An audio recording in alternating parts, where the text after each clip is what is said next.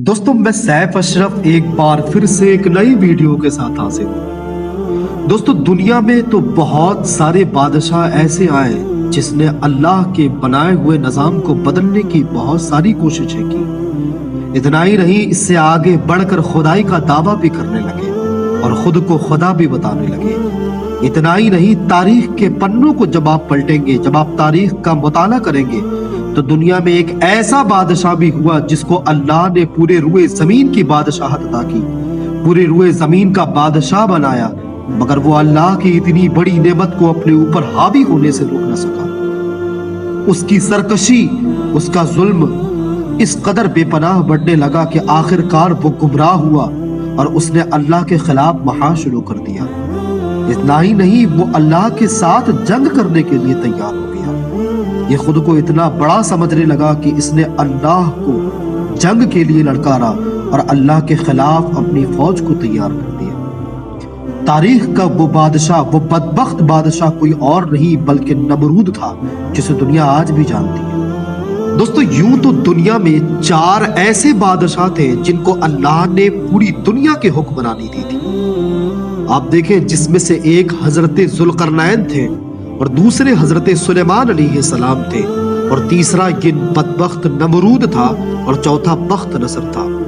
नमरूद, जिसका नाम नमरूद बिन कनान था, अल्लाह ने नमरूद को पूरे रुए जमीन की बादशाहत अता की थी, मगर ये जितना बड़ा बादशाह था उतना ही बड़ा जाबिर, उतना ही बड़ा जुल्म और सितम करने वाला था। इसकी बादशाहत का मामला ये था कि इसके कौम में जितने भी लोग थे वो लोग बुत परस्ती किया करते थे, लोग बुतों की पूजा किया करते थे। इतना ही नहीं, जहालत इस कदर इन लोगों के दिल में घर कर चुकी थी कि हर दुख का और अपनी हर जरूरियात का मदावा बुतों को ही मानते थे और नमरूद की पूजा किया करते थे, नमरूद को खुदा माना करते थे। अल्लाह ने ऐसी कौम की हिदायत के लिए अपने नबी, अपने पैगंबर हजरत इब्राहीम अलैहिस्सलाम को भेजा। हजरत इब्राहीम अलैहिस्सलाम अल्लाह के हुक्म से तबलीग करना शुरू कर दिया। हजरत इब्राहीम ने बहुत कोशिशें की, इन्हें बहुत समझाया, अल्लाह के हक की बहुत सारी दावतें दी, लेकिन लोग बुत परस्ती से बाज नहीं आने लगे। आखिरकार एक दिन जब गांव के सारे लोग कहीं जाते तो हजरत इब्राहीम बहाना बनाकर रुक जाते और फिर वो उनके बुत खाने में जाते जहां उनके बड़े बड़े बुत रखे होते। हजरत इब्राहीम ने सारे बुतों को तोड़कर सबसे बड़े वाले बुत के हाथ में हथौड़ा दे दिया। जब लोग गांव वाले वापस आते तो देखा कि हमारे सारे बुतों को तोड़ दिया गया है। सबका शक हजरत इब्राहीम पर जाता। वो लोग ये जानते थे कि हमारे बीच सिर्फ इब्राहीम ही है जो हमारे बुतों के खिलाफ है और हमारी बुत परस्ती के खिलाफ है। जरूर इसी ने तोड़ा होगा। हर किसी के दिल में ये मलाल, हर किसी के दिल में ये खौफ था। हर शख्स ये सोच रहा था कि आखिर किसने तोड़ा। जब ये बात बहुत आगे बढ़ी तो लोगों ने हजरत इब्राहीम से पूछा कि इब्राहीम, क्या तुमने तोड़ा है? हजरत इब्राहीम ने फरमाया कि देखो, वो बड़े वाले बुत के हाथ में हथौड़ा है, जरूर उसी ने तोड़ा होगा। जब ये बात लोगों ने सुनी तो सारे लोग अपने मन में ये सोचने लगे और बिलाखिर हजरत इब्राहीम से ये कहते हैं कि तुम हमें बेवकूफ बना रहे हो।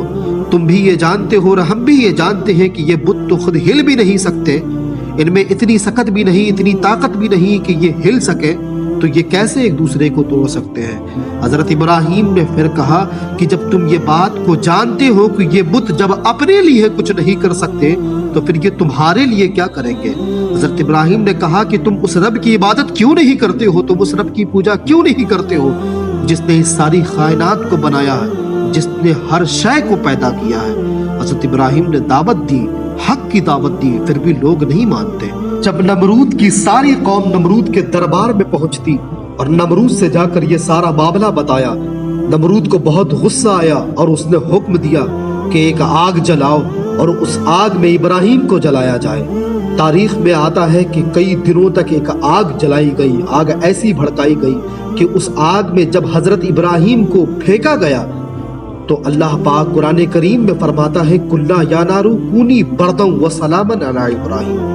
अल्लाह ने उस आग को हुक्म दिया कि ए आग, तो इब्राहीम पर, तू मेरे इब्राहीम पर सलामती के साथ ठंडी हो जा। कुछ दिनों के बाद जब हजरत इब्राहीम उस आग से बगैर जले हुए वापस आते تو لوگ دیکھ کر یہ حیران ہو جاتے، مگر ان کی عقل اس طریقے سے ماند پڑ چکی تھی کہ وہ اب بھی ایمان لانے کو تیار نہیں تھے۔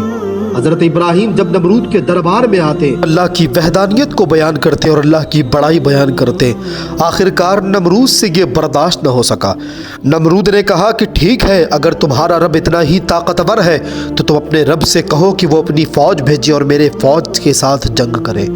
اتنے میں ہی حضرت جبرائیل اللہ کے وحی کو لے کر نازل ہوتے اور حضرت ابراہیم سے کہتے کہ اللہ کے نبی، اللہ کا فوج تیار ہے، آپ نمرود سے کہیں کہ وہ اپنی فوج کو لے کر آئے۔ نمرود نے کہا کہ ٹھیک ہے، تو مجھے 3 دن کا وقت دو کہ میں اپنی فوج کو تیار کروں۔ نمرود 3 دن کے بعد اپنی فوج کو لے کر جب میدان میں آتا تو لوگوں نے دیکھا، اور تاریخ میں یہ آتا ہے کہ مشرق سے مچھڑوں کا ایک ایسا طوفان نکلا، مچھڑوں کا فوج ایسا آسمان کی طرف سے نکلا کہ نمرود کی ساری فوج کو وہ قتل کرتے ہوئے آگے بڑھتا گیا۔